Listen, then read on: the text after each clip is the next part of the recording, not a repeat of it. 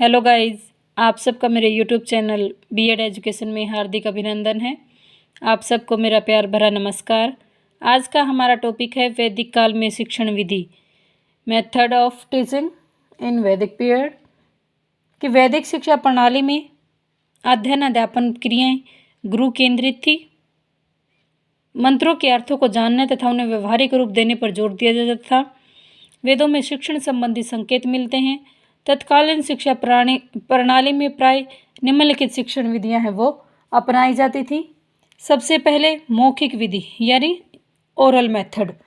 कि मौखिक यानी ओरल मेथड की अगर हम बात करते हैं, मौखिक यानी बोलकर, कि इस विधि के अंतर्गत छात्रों को आचार्य द्वारा बताई गई सभी बातों को कंठस्थ याद करना होता था, यानी उनको याद करना होता था। वे ऋचाओं का कर्मिक रूप से मौखिक उच्चारण करके पढ़ते तथा उसको धारण है वो करते थे। नेक्स्ट है मनन विधि। अगर मनन विधि की अगर हम बात करते हैं तो इसमें विद्यार्थी सामग्री को कंठस्थ करने के पश्चात छात्र उस पर चिंतन मनन करता था, यानी विचार करता था, सोचता था, और मनन से अभिप्राय वेद मंत्रों की रहस्य तथा गूढ़ अर्थों का चिंतन करता था। मनन से तर्क शक्ति, निर्णय शक्ति, विश्लेषण जैसे गुण है वो बालक के अंदर है वो विकसित होते थे।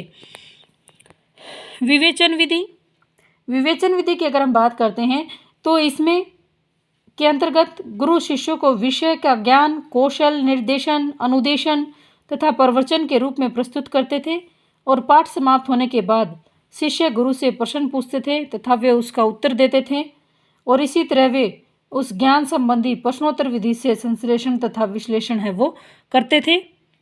नेक्स्ट है व्यवहारिक विधि।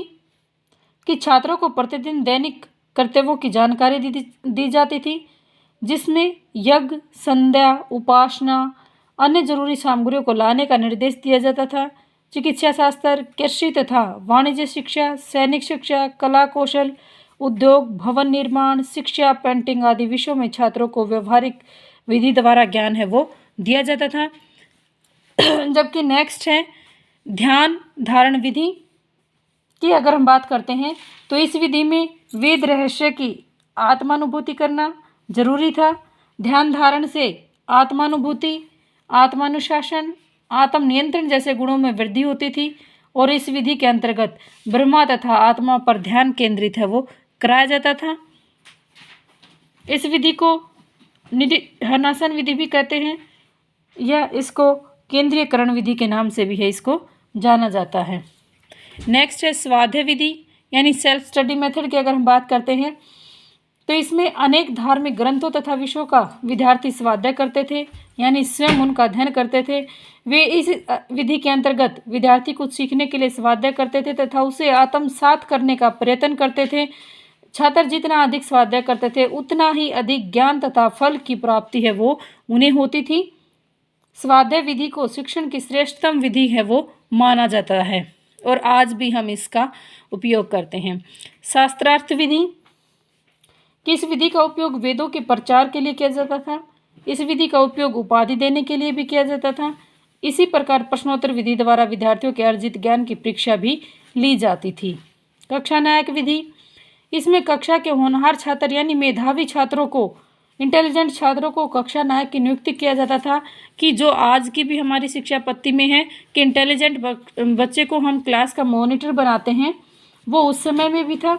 उसका कार्य कक्षा के बिगड़े हुए अथवा कमजोर छात्रों का अध्ययन कराना था, और इस प्रकार सामान्यतः सभी छात्रों को व्यक्तिगत शिक्षा है वो उपलब्ध हो जाती थी। परीक्षा तथा उपाधियाँ। कि वैदिक काल के अंदर परीक्षा तथा उपाधियाँ कैसी थी। कि प्राचीन काल में परीक्षाएं नहीं होती थी, यानी जैसे अब हमारी वार्षिक, छमाही जो परीक्षाएं होती हैं वो उस समय नहीं होती थी। उस समय जो भी अध्यापक जो सिखाता था वो हर रोज़ उसकी परीक्षा लेता था, इसलिए उपाधियों का या प्रमाण पत्रों का कोई नहीं दिया जाना एक स्वाभाविक बात थी उस समय में। शिक्षक छात्रों के लिए नए पाठ की शुरुआत तभी करता था जब वो पहले पाठ को अच्छी प्रकार से वो याद कर लेते थे।